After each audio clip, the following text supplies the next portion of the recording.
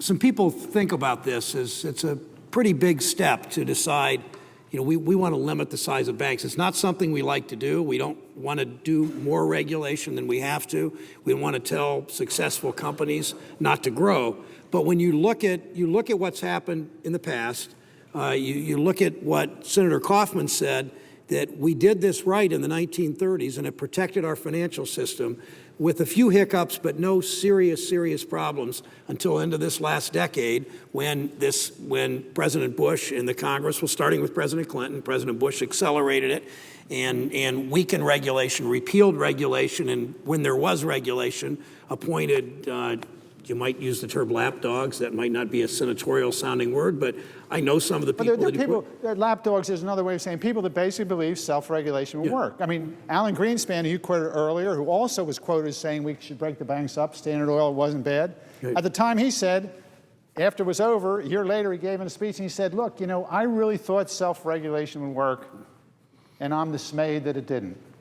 And the way I put it, it's like there was a whole group of folks, not just in the financial regulatory, but all over the government, who basically believe the markets are great. Now, I'm a big believer in markets, but I also like football. And the idea that someone would say, hey, football is really great, but those referees keep blowing their damn whistles, and they keep stopping the play. Let's get the referees off the field for football players can be football players. That's what we essentially said. We know what would happen if you put all the referees off the field in a football game. I wouldn't want to be in the second pile. And that's essentially what we said with this. We said, we're going to pull the referees off the field and see what was happening. So these were good people. They just didn't believe that they had to regulate, and we are now seeing the results. And Senator Brown, people say to us, when we propose these things, I'm sure you get the same question. I've had several press people say to me, look, why don't we just leave it up to the regulators?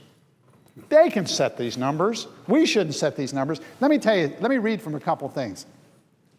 The 1970 Bank Holding Company Act amendments gave the Fed the power to terminate a company's authority to engage in non-banking activities, basically doing what we're talking about doing, if it finds such action is necessary to prevent undue concentration of resources. I wonder if that went on recently. Decreased or unfair competition, conflicts of interest, or unsound banking practices. The Fed had the power to do this. They did not do it. The Financial Institutions Reform, Recovery, and Enforcement Act also gave regulators the power to restrict an institution's growth and limit its size. So what we're talking about now is giving the regulators essentially what they already have in the present bill. What Senator Brown are saying and the other co-sponsors are saying, look, buck stops here. We should tell the regulators what these percentages are going to be. Because if you leave it up to this is very difficult. As Senator Brown said, these are very powerful people and very powerful institutions. And they hire the very best people to come and make their arguments. So if you're sitting there and running a regulatory agency and you're saying, oh my God, I don't want to do this. I don't want to shrink these things down. And remember one other thing too. As bad as things were in this latest crisis, think about what's happened during this crisis. They've all exploded. What did we have happen? J.P. Morgan Chase, they now include Washington Mutual, a $400 billion bank. Bank of America now includes Merrill Lynch. We can go on from there. Wells Fargo now has Wachovia. So these things were big. We had this mess. We deregulated. We put the regulators in. We changed the laws. Now they are bigger. As he says, 63%. Their assets are 63% of the gross domestic product of this country.